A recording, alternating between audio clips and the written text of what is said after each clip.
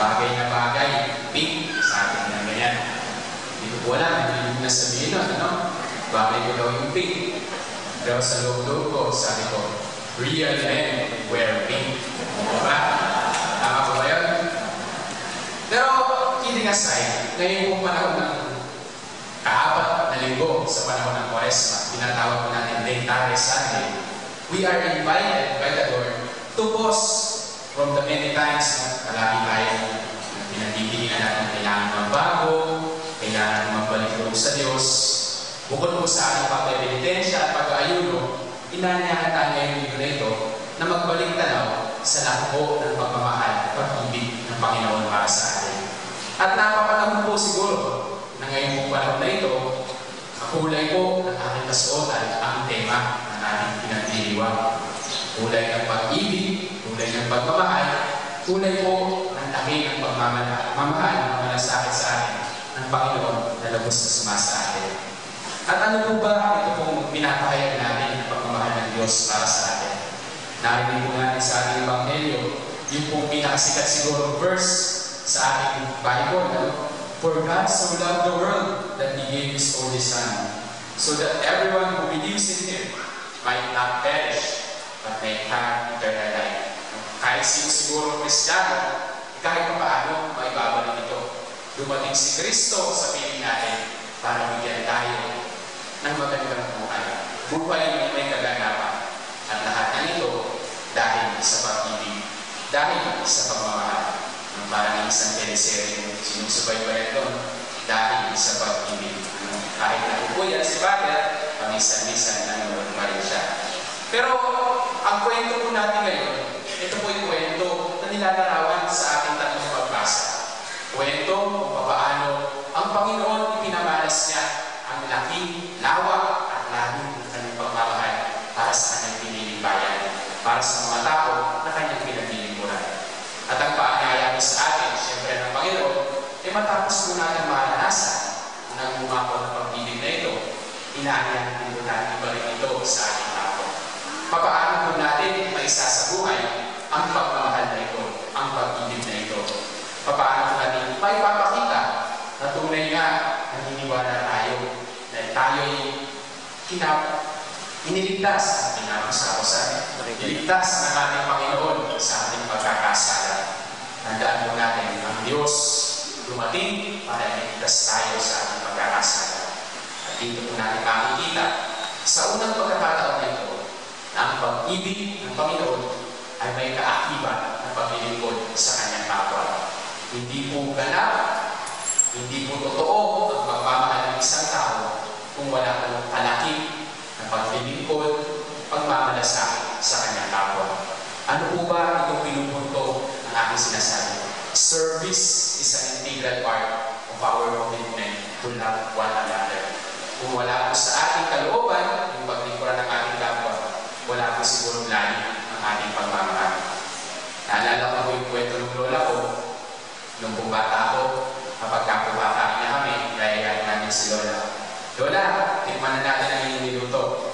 Ang sasabi niya, ay nakakit na kayo mong mamaman, kinabsi namin na naman.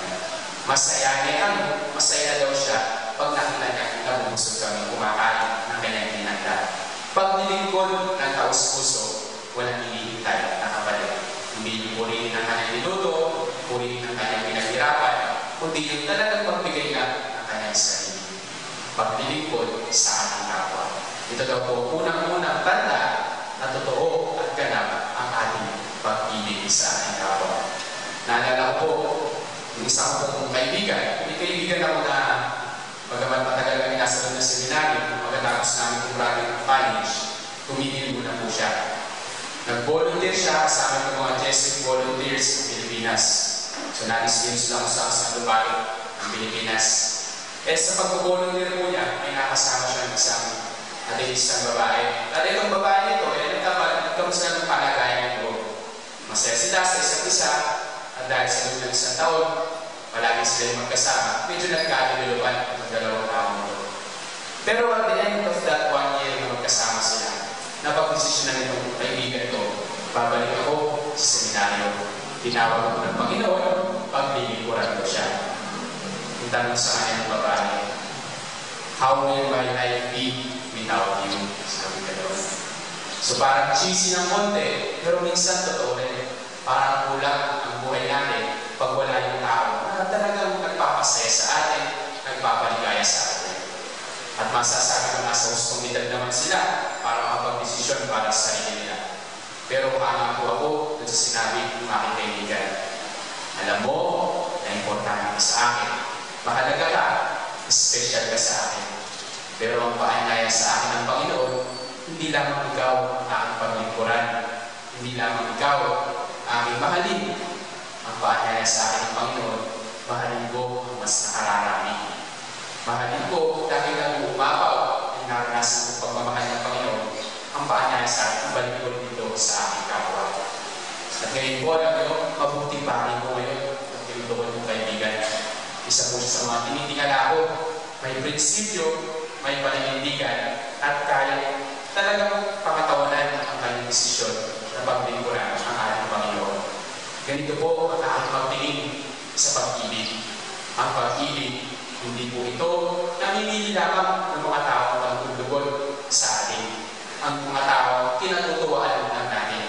Ang pag-ibig po, binibigay taus-puso sa lahat ng nangangailangan. Kung tutusin po ang pag-ibig ng Diyos para sa atin, hindi naman po natin deserve yun eh. Wala naman po makakapagsabi sa atin, Diyos ko, mabait po ako, kailangan ko, mahalin niyo ako, biyayain niyo ako, pagpalain niyo ang aking pamilya. Wala po makakapagsabi sa atin na karapat-dapat tayo sa pagmamahal ng Panginoon. Everything is coming from the grace of God. Lahat po ng meron natin nagmula sa awa at biyaya ng Panginoon. Kanya kaakiban po ng ating paglilingkod sa ating kapwa. Nandun din po dapat yung kababaan ng loob. Kung marunong ka nga magmahal, marunong kang maglingkod, pero pag mataas ka naman, you take pride na ako ay nakakatulong sa ating kapwa. Nag-donate ako ng malaki sa simbahan at sa kumanuan ng charitable institutions. Pinagkakalandaman mo sa pahayagan, sa telebisyon, na ako may pangalan ako sa lipunan. Hindi naman po masama ang tumulong. Hindi ko rin naman po sinasabi, huwag natin ikwento at ibahagi ang kabutihan namin ginagawa.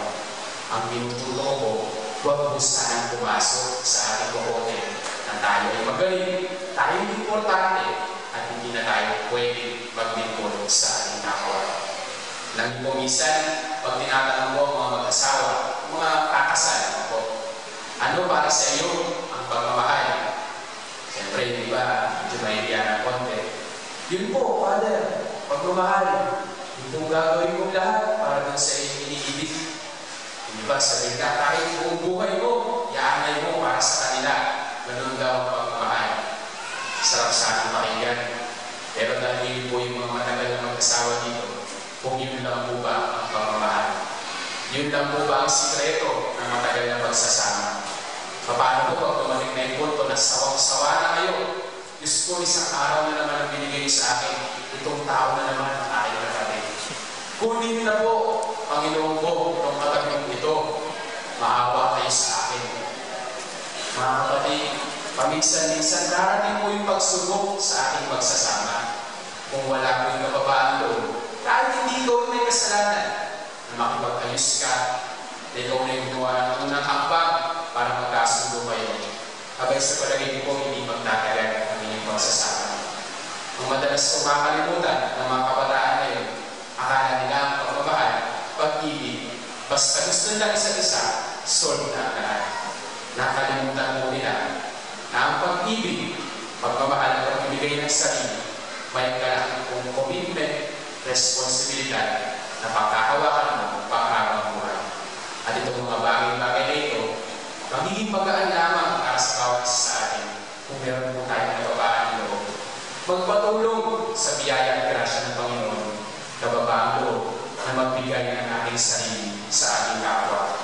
Tandaan po natin, ang pag-ibig ng Diyos is marked by service and humility. Ang Diyos nga, dumating dito sa lupa, hindi lang po para sa mayaman, para sa mga kilala, bando, magaling, maminasa.